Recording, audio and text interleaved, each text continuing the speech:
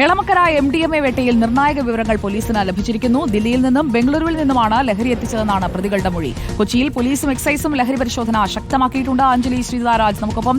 Anjali, good morning. എളമക്കരയിലെ MDMA വന്ന വഴി, അത് സംബന്ധിച്ച് ഇപ്പോൾ ലഭിക്കുന്ന വിവരങ്ങൾ എന്താ? Good morning Sujaya.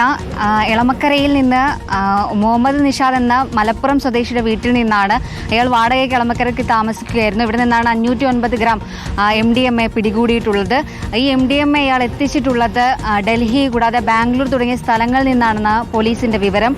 കൂടാതെ ആലുവയിൽ പിടിയിലായ നേരത്തെ, അതായത് ഇന്നലെ രാത്രി, അതായത് കഴിഞ്ഞ ദിവസം, അതായത് ഇന്നലെ എന്ന് പറയുമ്പോൾ കഴിഞ്ഞ ദിവസം പുലർച്ചെയോടെ ഈ ആലുവ സ്വദേശിയായിട്ടുള്ള ഒരു ഷാജി എന്നയാളെയായിരുന്നു ആദ്യഘട്ടത്തിൽ പിടികൂടിയത്.